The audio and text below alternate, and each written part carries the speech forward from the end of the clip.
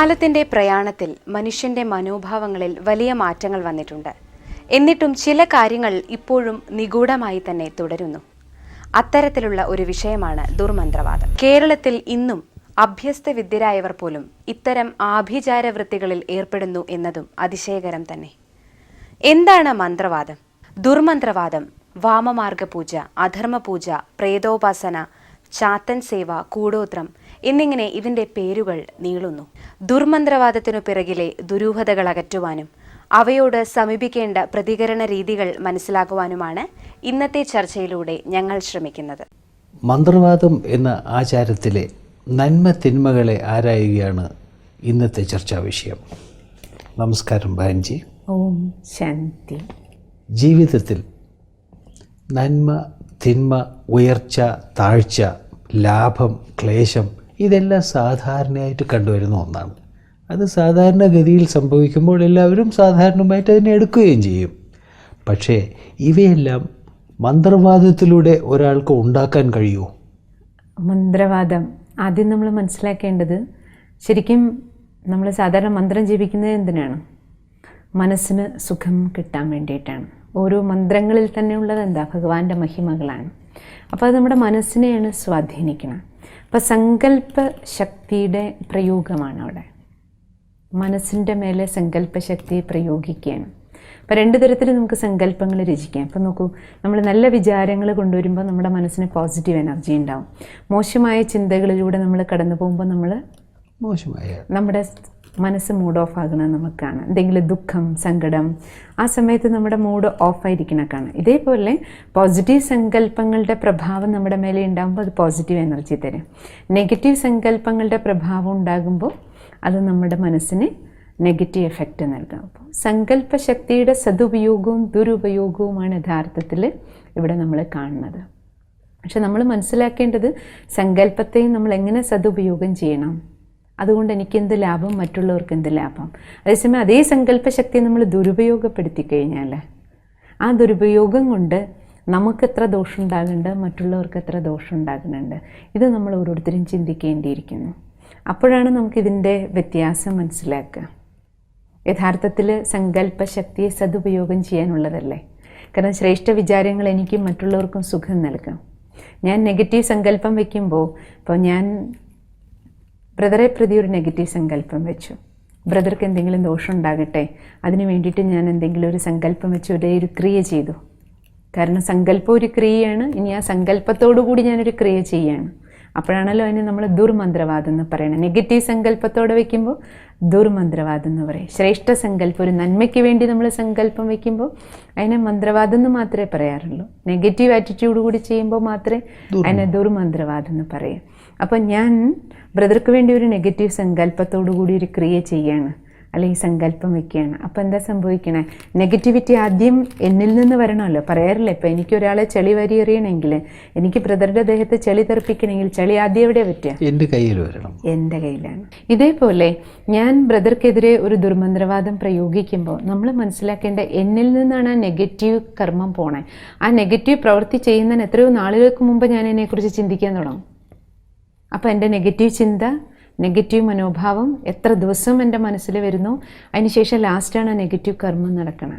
അപ്പോൾ ഇത്രയും ദിവസം എൻ്റെ മനസ്സിൽ നെഗറ്റീവ് ചിന്ത ഉണ്ടാകുമ്പോൾ എൻ്റെ ഭാവനകൾ ഉണ്ടാക്കുന്ന നെഗറ്റീവ് തരംഗങ്ങൾ അതെൻ്റെ മനസ്സ്, അതെൻ്റെ ശരീരത്തെ ബാധിക്കും, എനിക്ക് ചുറ്റുമുള്ള അന്തരീക്ഷത്തെ ബാധിക്കും. ഞാൻ എവിടെ ഇരുന്നുകൊണ്ട് ആ നെഗറ്റീവ് വിചാരങ്ങൾ ഉണ്ടാക്കിയോ ആ വീട്, അവിടെ താമസിക്കുന്നവരെ, ആ പ്രദേശത്തിന് എല്ലാറ്റിനെയും ബാധിക്കും. അതിനുശേഷമാണ് ആ സങ്കല്പം ബ്രദറെ പ്രതി ഞാൻ വെച്ച ആ സങ്കല്പം ബ്രദറുടെ അടുത്ത് എത്തുന്നത്. മാത്രമല്ല, കർമ്മ നിയമം അനുസരിച്ച് എന്നിൽ നിന്ന് എന്ത് പോയോ അതെൻ്റെ അടുത്തേക്ക് തിരിച്ചു വരും. അപ്പം ഞാൻ ബ്രദറെ പ്രതി നെഗറ്റീവ് ചിന്ത വെച്ചു, പക്ഷേ അതിൻ്റെ റിട്ടേൺ ആരുടെ അടുത്തേക്ക് തന്നെ തിരിച്ചു വരും? എൻ്റെ അടുത്ത് തന്നെ വരും, എൻ്റെ അടുത്തേക്ക് വരും. കാരണം എന്നിൽ നിന്ന് പോയ കർമ്മമാണ്, അതെൻ്റെ അടുത്തേക്ക് വരും. നമ്മളങ്ങനെയല്ലേ പാടിയിട്ടുള്ളത്, താൻ നിരന്തരം ചെയ്യുന്ന കർമ്മം താൻ അനുഭവിച്ചിടുക എന്നേ വരും. അപ്പോൾ എന്നിൽ നിന്ന് പോയ നെഗറ്റീവ് കർമ്മത്തിന്, ഞാൻ ബ്രദർക്ക് ദോഷം ഉണ്ടാകാനാണ് വിചാരിച്ചത് ചെയ്തത്, പക്ഷെ ഞാൻ നെഗറ്റീവ് കർമ്മം ചെയ്തതുകൊണ്ട് ആ നെഗറ്റീവ് റിട്ടേൺ ആരുടെ അടുത്തേക്ക് വരും? ഇന്നല്ലെങ്കിൽ നാളെ എൻ്റെ അടുത്തേക്ക് തിരിച്ചു വരും. ഇന്നല്ലെങ്കിൽ നാളെ, അതിനാണ് പ്രസക്തി. അപ്പോൾ നമ്മൾ ആലോചിക്കണം, നെഗറ്റീവ് കർമ്മം, ചിന്ത ഞാൻ ചെയ്യാൻ പാടുണ്ടോ, പ്രവർത്തിക്കാൻ പാടുണ്ടോ? ഇത് നമ്മൾ ഓരോരുത്തരും തീരുമാനം എടുക്കേണ്ട, കാരണം തീരുമാനം അവരവരുടേതാണ്. ഇപ്പം ഞാൻ നേരത്തെ ചോദിച്ചു അങ്ങനെ മന്ത്രവാദത്തിലൂടെ ഉണ്ടാക്കാൻ പറ്റുമോ എന്ന്. കാരണമുണ്ട്. എന്നുവെച്ചാൽ ഈ തുടരെ ഇപ്പോൾ ഓഫീസിൽ പോയാൽ അവിടെ എന്തെങ്കിലും പ്രശ്നം, വീട്ടിൽ മടങ്ങി വന്നാൽ വീട്ടുകാരോട് പ്രശ്നം, ഫ്രണ്ട്സിൻ്റെ അടുത്ത് പോയാൽ അവിടെയും എന്തെങ്കിലും തടസ്സം, അല്ലെങ്കിൽ സാധാരണ വളരെ നല്ല നിലയിൽ ഉണ്ടായിരുന്നവർ കൂടി നമ്മൾ അകന്നു പോകുന്ന മാതിരി ഒരു ഫീലിങ്. അപ്പോൾ ഈ തുടരെ ഈ ക്ലേശങ്ങളും കഷ്ടതകളും സങ്കടങ്ങളും അല്ലെങ്കിൽ ഭീതി ഉണ്ടാക്കുന്ന മാതിരിയുള്ള അനുഭവങ്ങളും ഒക്കെ വരുന്ന സമയത്താണ് ഈ സംശയം ആരെങ്കിലും നമ്മുടെ പേരിൽ മന്ത്രവാദം ചെയ്തിട്ടുണ്ടാവുമോ എന്നുള്ളൊരു തോന്നലുണ്ടാവുന്നത് സാധാരണ തോന്നലുള്ളതാണ്. അപ്പോൾ അങ്ങനെ ഒരു സാധ്യതയുണ്ടോ? എന്തുകൊണ്ടാണ് അങ്ങനെ കാരണം അവർക്ക് തോന്നാൻ? ഇപ്പം നമ്മുടെ ശരീരത്തിൻ്റെ രീതിയിൽ തന്നെ നോക്കിക്കോളൂ. ചിലർക്കുണ്ട് ഇടയ്ക്കിടയ്ക്ക് അസുഖങ്ങൾ വന്നുകൊണ്ടേയിരിക്കും. ഒന്ന് പനി, പിന്നെ കുറച്ച് കഴിഞ്ഞ് തലവേദന, കുറച്ച് കഴിയുമ്പോൾ അടുത്ത അസുഖം, ഒരു സീരീസ് ഓഫ് ആയിട്ട് രോഗങ്ങൾ ഒന്ന് മാറി അടുത്തതിൻ്റെ മരുന്ന് കഴിച്ചു അടുത്തത്. അപ്പോൾ ഡോക്ടർ എന്താ പറയുക, ഇങ്ങനെ തുടർച്ചയായിട്ട് രോഗങ്ങൾ വരുന്നു, അർത്ഥം നിങ്ങളുടെ ബോഡിയിൽ പ്രതിരോധ ശക്തി കുറവാണ്. രോഗപ്രതിരോധ ശക്തി, നമ്മളുടെ ഉള്ളിലുള്ള ഇമ്മ്യൂണിറ്റി പവർ കുറയുമ്പോഴാണ് പെട്ടെന്ന് നമുക്ക് എഫക്റ്റ് ചെയ്യുക.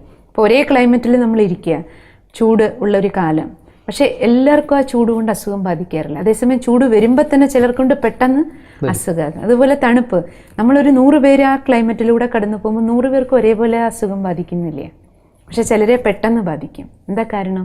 അവരവരുടെ ഇമ്മ്യൂണിറ്റി പവറിൽ വ്യത്യാസമാണ്. അതേപോലെ ഇപ്പം നമുക്ക് നമ്മുടെ ജീവിതത്തിൽ ക്ലേശങ്ങൾ ഇങ്ങനെ തുടർച്ചയായിട്ട് വരുമ്പോൾ നമ്മൾ മനസ്സിലാക്കണം, ആ ക്ലേശങ്ങളുടെ കാരണം നമ്മുടെ മനസ്സിൽ ഉടനെ ആ ചിന്ത എന്താ വരണേ? കഷ്ടം തുടർച്ചയായിട്ട് വരണു, അർത്ഥം നമ്മുടെ മുന്നിൽ ഒറ്റ ചിത്രമേ ഉള്ളൂ, എനിക്ക് ആരെങ്കിലും എന്തെങ്കിലും ചെയ്തിട്ടുണ്ടോ, എന്നെ ആരെങ്കിലും എന്തെങ്കിലും ചെയ്തിട്ടുണ്ടോ എന്നുള്ള തോന്നൽ വരാൻ കാരണം ഞാൻ ആരെയും എന്തോ ചെയ്തിട്ടുണ്ടാവണം. അതുകൊണ്ടാണ് എനിക്ക് ആ സംശയം വരണേ. ആർക്കോ ഞാൻ എന്തോ ഒരു ദ്രോഹം ചെയ്തത് എൻ്റെ മനസ്സിൽ കിടന്ന് കുത്തുക. ഒന്നുകിൽ നമ്മൾ ആരുടെയും മോശമായിട്ട് പെരുമാറി ഒരു ശത്രുത ഉണ്ടാക്കിയിട്ടുണ്ടാവും. അപ്പോൾ ഒരു ശത്രുവിനെ നമ്മൾ സൃഷ്ടിച്ച് വെച്ചു നേരത്തെ, എപ്പോഴോ വാക്കോ പ്രവൃത്തിയോ കൊണ്ട്. അപ്പോൾ അത് നമ്മുടെ മനസ്സിൽ കിടപ്പുണ്ട്, ഇന്നാളെൻ്റെ ശത്രുവാണ്, അപ്പോൾ അവർക്ക് ഞാൻ ഇങ്ങനെ ചെയ്തിട്ടുണ്ട്, അല്ലെങ്കിൽ അവരെൻ്റെ ശത്രുവാണ്, അപ്പോൾ ആ ശത്രു എനിക്ക് എന്തെങ്കിലും ചെയ്തിട്ടുണ്ടാവുമായിരിക്കും. അതാണ് നമ്മുടെ മനസ്സിൽ സങ്കല്പം വന്നത്. ആ ശത്രു എങ്ങനെ ജനിച്ചു? ആ ശത്രു എങ്ങനെ ഉണ്ടായി? അവനവൻ്റെ സൃഷ്ടിയാണ്, എൻ്റെ സൃഷ്ടിയാണ്. എന്നിൽ നിന്ന് പോയ എന്തോ ഒരു പ്രവൃത്തിയാണ് ശത്രുത ഉണ്ടാക്കിയത്. എൻ്റെ വാക്കാകാം, പ്രവൃത്തിയാകാം, പെരുമാറ്റാകാം. അപ്പം ചിലപ്പോൾ നമ്മൾ പറയും, ഈ ജന്മം ഞാൻ അവരോട് ഒന്നും ചെയ്തില്ല, എന്നിട്ടും അവർക്ക് എന്നോട് എന്താ ശത്രുത? ഈ ജന്മം ചെയ്തിട്ടുണ്ടാവില്ല, പക്ഷെ ഞാൻ ആത്മാവാ, പൂർവ്വജന്മങ്ങളിലെ വല്ല കണക്കോ അവരോടൊപ്പം ഉണ്ടാവും. പക്ഷേ ശത്രുത ഉണ്ട്, അല്ലെങ്കിൽ ശത്രു ഉണ്ടായിർത്ത ശത്രുത എന്നിൽ നിന്ന് പോയ കർമ്മമാണ്. അപ്പോൾ ഇത് ഒരു കാരണമുണ്ട്, ആ ശത്രുത നിമിത്തം നമുക്കത് പെട്ടെന്ന് ഫീൽ ചെയ്യാം. രണ്ടാമത് നമ്മൾ നേരത്തെ പറഞ്ഞ പോലെ നമുക്ക് പെട്ടെന്ന് ദുഃഖവും ദുരിതവും ക്ലേശങ്ങളും വരുന്ന അർത്ഥം നമ്മുടെ ഇമ്മ്യൂണിറ്റി പവർ കുറവാണ്.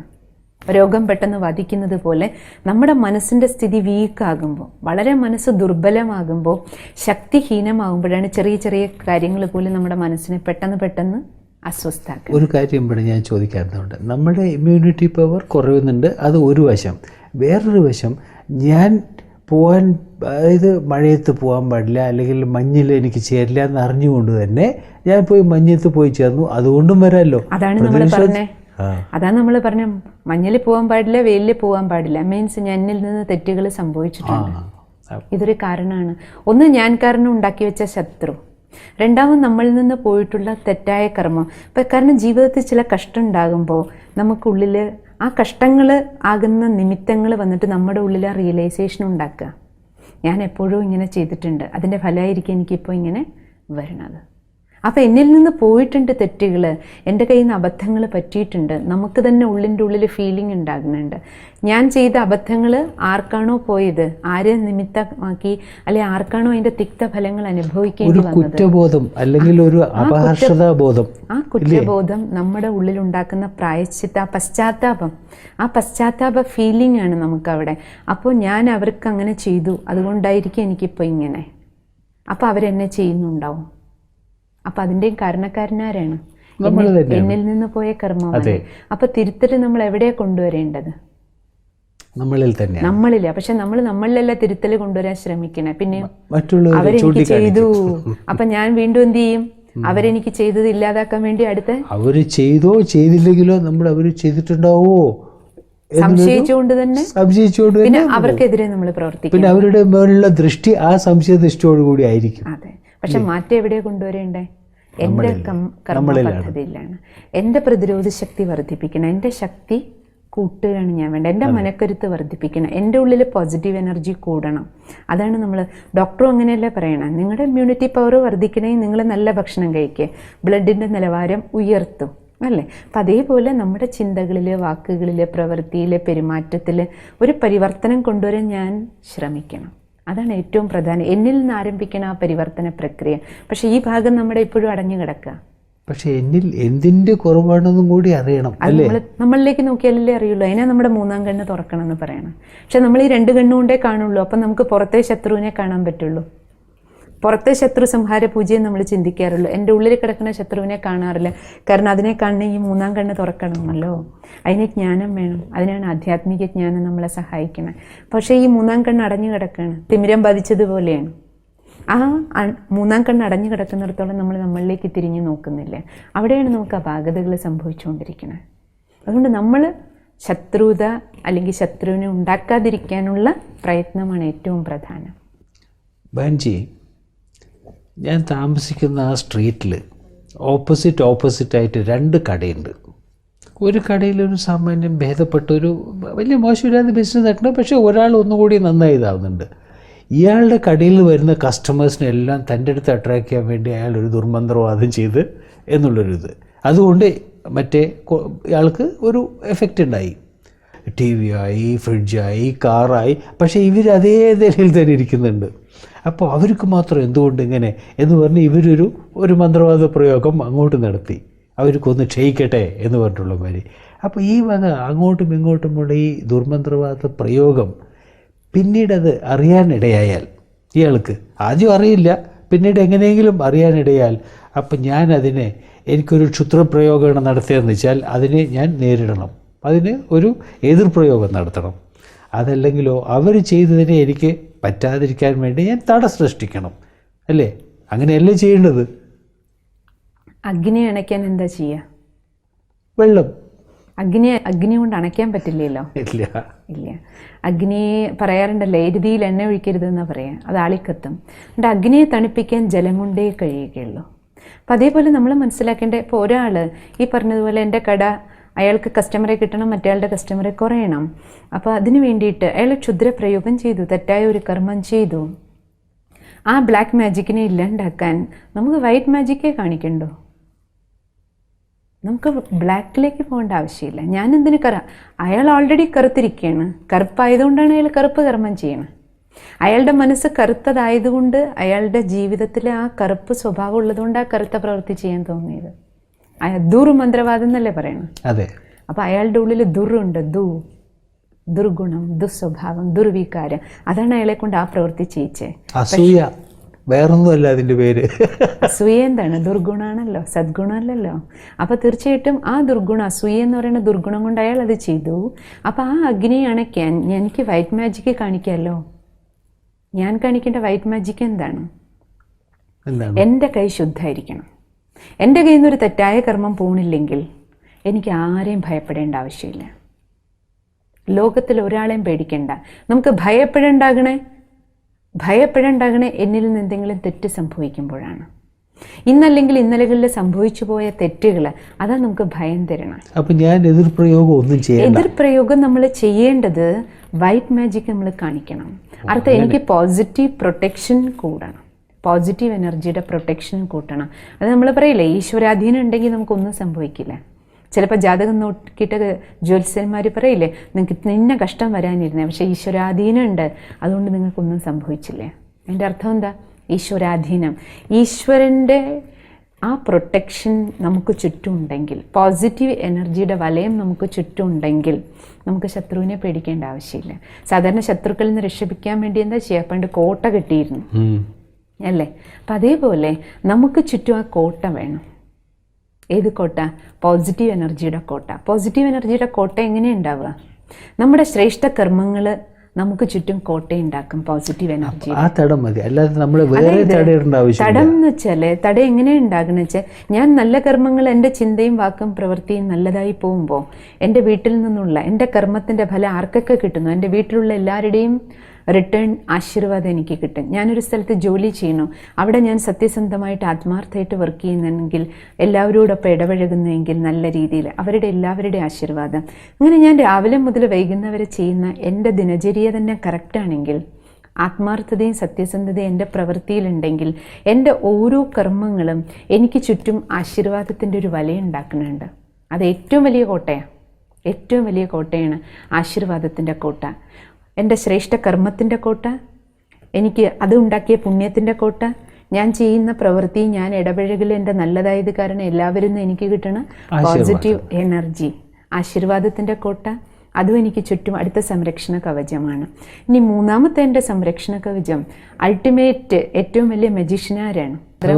ഭഗവാനാണ്. ബാക്കി മന്ത്രങ്ങളൊക്കെ മനുഷ്യരിൽ നിന്നുണ്ടാകുന്നതാണല്ലോ. മന്ത്രം, സങ്കല്പം മനുഷ്യൻ്റെ സങ്കല്പമാണ്. പക്ഷേ ഈശ്വരനെ നമ്മൾ എന്താ പറയുക? അമാനുഷിക ശക്തി എന്നല്ലേ പറയണം. ആ സർവശക്തിവാൻ എൻ്റെ മാതാവാണ്, പിതാവാണ്. ഇപ്പം നോക്കൂ, ഒരു കൊച്ചുകുട്ടി, ഒരു കൊച്ചു കുഞ്ഞ്, ആ കുട്ടിയെ എന്തെങ്കിലും നമ്മൾ ഒന്ന് നുള്ളാനോ പിച്ചാനോ പോകുന്ന സമയത്ത് നമ്മളതിനെ എന്തെങ്കിലും ഉപദ്രവിക്കുന്നു എന്ന് കാണുമ്പോൾ, കൊച്ചുകുട്ടികളെ നമ്മൾ ഒന്ന് തോണ്ടിയാൽ മതി, ഓടിപ്പോയി അച്ഛൻ്റെ അമ്മയുടെ മടിയിൽ കയറിയിരിക്കും. എന്നിട്ട് അച്ഛൻ്റെ അമ്മയുടെ മടിയിലിരിക്കുമ്പോൾ ആ കുട്ടിയുടെ ഫീലിംഗ് എന്താ? ഇനി ലോകത്തിൽ ആർക്കും എന്നെ ഒന്നും ചെയ്യാൻ. ആ സേഫ്റ്റി ഫീലിംഗ് നമുക്ക് ഓരോരുത്തർക്കും ഭഗവാന്റെ മടിത്തട്ടിലിരിക്കുമ്പോൾ കിട്ടും. അതുകൊണ്ടാണ് പറയണേ ഈശ്വരനെ മാതാപിതാവിൻ്റെ രൂപത്തിൽ. കാരണം ആത്മാവിൻ്റെ അച്ഛനും അമ്മയുമാണ്. മനസ്സുകൊണ്ട് ആ ഒരു സ്നേഹബന്ധം നമുക്കുണ്ടെങ്കിൽ ലോകത്തിൻ്റെ ഏത് കോണിൽ നമ്മൾ പോയി പെട്ടു, നമുക്ക് ചുറ്റും ശത്രുക്കളാണ്. പക്ഷേ ആ സർവശക്തിവാനായ മാതാപിതാവിൻ്റെ മടിത്തട്ടിൽ എനിക്ക് അഭയമുണ്ട്, സംരക്ഷണമുണ്ട്, ആ ഫീലിംഗ് എൻ്റെ ഉള്ളിലുണ്ടെങ്കിൽ, ആ വിശ്വരക്ഷകൻ എന്നാണ് ഭഗവാന്റെ മഹിമ. വിശ്വത്തെ രക്ഷിക്കുന്ന ആള് എന്നെ രക്ഷിക്കില്ല? എൻ്റെ മാതാപിതാവല്ലേ? അപ്പോൾ തീർച്ചയായിട്ടും രക്ഷയുണ്ടാവും. പക്ഷേ ആ രക്ഷകൻ്റെ രക്ഷ കിട്ടണമെങ്കിൽ എനിക്ക് എൻ്റെ മേലെ ആദ്യം ആത്മവിശ്വാസം വേണം. ഞാൻ എന്നെ രക്ഷിച്ചാലേ ഈശ്വരൻ എന്നെ രക്ഷിക്കാൻ പറ്റൂ. ഞാൻ എന്നെ രക്ഷിക്കാത്ത എൻ്റെ കർമ്മം എന്നെ രക്ഷിക്കും, എൻ്റെ പ്യൂരിറ്റി എന്നെ രക്ഷിക്കും, എൻ്റെ ശ്രേഷ്ഠ കർമ്മത്തിലൂടെ ഉണ്ടാക്കിയ ആശീർവാദം എന്നെ രക്ഷിക്കും. അപ്പോൾ സർവശക്തിവാൻ എനിക്ക് ചുറ്റും, ആ ഈശ്വരൻ്റെ സംരക്ഷണ വലയത്തിൻ്റെ ഫീലിംഗ് എനിക്കുണ്ടാകും. ഈ വൈറ്റ് മാജിക്ക് തീർച്ചയായിട്ടും ആദ്യത്തെ 2 കോട്ട ഉണ്ടെങ്കിൽ മൂന്നാമത്തത് താനേ വരും, അവശ്യം. അപ്പോൾ നമുക്ക് ഭയം ഉണ്ടാവില്ല. ഒരു തെറ്റായ പ്രവൃത്തിക്ക് പിന്നാലെ നമുക്ക് പോകാൻ തോന്നുക പോലും ചെയ്യില്ല. ബെഞ്ചി, ചില പുതുതായിട്ട് വീടൊക്കെ നിർമ്മിക്കുന്ന സമയത്ത് അതിന് മുമ്പത്തെ ഒരു ഭൂതാകാരമായിട്ടൊരു ബൊമ്മയൊക്കെ തൂക്കിയിടും, ഒരു കറുത്ത തുണിയിൽ കണ്ണും മുഖറ്റൊക്കെ വരച്ചിട്ട്, ദൃഷ്ടി കവചം പറഞ്ഞിട്ട്. ഇതുപോലെ ചിലർ ദൃഷ്ടി കവചം, ഏലസ്, ചരട്, ചില മോതിരങ്ങൾ അതൊക്കെ ധരിക്കാറുണ്ട്.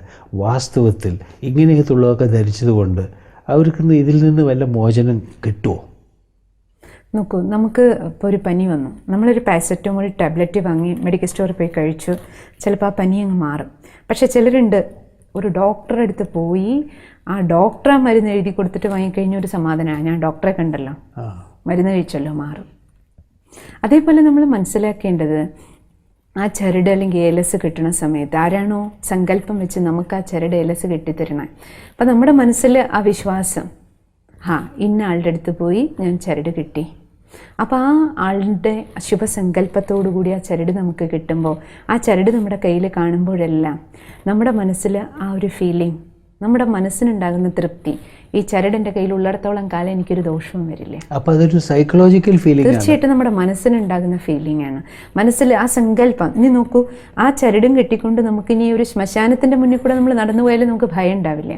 പക്ഷേ ഒരു നാൾ ആ ചരട് എൻ്റെ കയ്യിൽ നിന്ന് അഴിഞ്ഞു പോയി, അല്ലെങ്കിൽ അത് കേടുവന്നു പോയി, പിന്നെ നമ്മൾ ആ ശ്മശാനത്തിൻ്റെ മുന്നിൽ കൂടെ നടക്കുമ്പോൾ നമുക്ക് ചിലപ്പോൾ ഭയം ഉണ്ടാവും, അയ്യോ. അതേസമയം ആ ചരട് ഉണ്ടായിരുന്നേ നമുക്ക് ഭയം ഉണ്ടാവില്ല. കാരണം എന്താ? നമ്മുടെ മൈൻഡ് സെറ്റായിട്ടുണ്ട്, ഈ ചരടുണ്ട്, ഇതെന്നെ രക്ഷിക്കും, ഈ പ്രൊട്ടക്ഷൻ. അപ്പം നമ്മുടെ മൈൻഡ് ഏത് തരത്തിൽ സെറ്റാവും, നമ്മുടെ മനോഭാവം, അത് ഏറ്റവും പ്രധാനപ്പെട്ട കാര്യമാണ്. അപ്പം അതുകൊണ്ട് നമ്മുടെ മനസ്സിന് തൃപ്തി ഏതിൽ നിന്ന് കിട്ടണോ ആ സംതൃപ്തി, ആ മനോഭാവം, ആറ്റിറ്റ്യൂഡ് നമ്മുടെ പോസിറ്റീവാക്കി വെക്കുമ്പോൾ ആ പോസിറ്റീവ് ആറ്റിറ്റ്യൂഡ് നമുക്ക് ശക്തി നൽകുകയാണ്. വിശ്വാസം രക്ഷിക്കുന്നല്ലേ പറയാം. എല്ലാറ്റിലും മോതിരാകട്ടെ ചരടാകട്ടെ വിശ്വാസമാണ് രക്ഷിക്കുക. ഇനി ചരട് കെട്ടിയിട്ട് എനിക്ക് വിശ്വാസമില്ലെങ്കിലോ? എനിക്ക് ഓർമ്മ വരുന്നത് ഈ ഘട്ടത്തിൽ മാർട്ടിൻ ലൂതർ കിങ് പറയണ്ടായി, fear knocked the door, faith answered, there was no one. അതാണ്. അപ്പോൾ ഏറ്റവും പ്രധാനം പറഞ്ഞതാണ് എക്സാക്ട്ലി ഇത്. അത് നമ്മുടെ സങ്കല്പത്തിൻ്റെ ശക്തി, മനോഭാവത്തിൻ്റെ പോസിറ്റിവിറ്റിയാണ് ഏറ്റവും പ്രധാനം. നമ്മൾ പറയില്ലേ, ഇല്ല പറഞ്ഞാൽ ഇല്ല, ഉണ്ട് പറഞ്ഞാൽ ഉണ്ട്. കാരണം നമ്മൾ മൈൻഡ് എന്ത് കമാൻഡ് കൊടുക്കുന്നോ, നമ്മുടെ മനസ്സിലുണ്ടാകുന്ന സങ്കല്പമാണ് നമുക്ക് ശക്തി നൽകണേ. എനിക്ക് ചെയ്യാൻ കഴിയും എന്ന് വിചാരിച്ചാൽ കഴിയും, എനിക്ക് പറ്റില്ല വിചാരിച്ചാൽ എനിക്ക് പറ്റില്ല. അപ്പോൾ ഇതിലെല്ലാം ഉള്ള സങ്കല്പങ്ങളുടെ ശക്തിയുടെ പ്രയോഗമാണ്. അതുകൊണ്ട് എത്രത്തോളം നമ്മുടെ മനോഭാവത്തെ നമ്മൾ പോസിറ്റീവും ദൃഢതയുള്ളതാക്കി വെക്കുന്നോ അത്രത്തോളം പോസിറ്റീവ് എനർജി ഫീൽ ചെയ്യും. എത്രത്തോളം നെഗറ്റീവ് ചിന്തകൾ നമ്മുടെ ഉള്ളിൽ, നിരാശയുടെ ചിന്തകൾ, ഭയത്തിൻ്റെതായ ചിന്തകൾ കൊണ്ടുവരുന്നോ അതിനനുസരിച്ച് നമ്മുടെ മനോനിലവാരം താഴേക്ക് പോകും. ഏറ്റവും പ്രധാനം ഇത് തന്നെയാണ്. അപ്പോൾ അതുകൊണ്ട് നമ്മൾ നമ്മുടെ മാനസികാവസ്ഥ എങ്ങനെ സെറ്റ് ചെയ്യുന്നു എന്നുള്ളതാണ് ഇതിലെല്ലാം പ്രധാനം. ബഹൻജി, ദുർമന്ത്രവാദത്തെ, അതായത് ബ്ലാക്ക് മാജിക്കിനെ വൈറ്റ് മാജിക് കൊണ്ട് എതിരിടുക എന്ന തന്ത്രം പറഞ്ഞു തന്നു. പിന്നെ അങ്ങനെയൊന്നുമില്ല, ഇതൊക്കെ നമ്മുടെ മനോഭാവവും നമ്മുടെ തന്നെ സൃഷ്ടിയുമാണ് എന്ന് വളരെ വ്യക്തമായി ഞങ്ങൾക്ക് മനസ്സിലാക്കി തന്നു. വളരെ നന്ദി. ഓം ശാന്തി.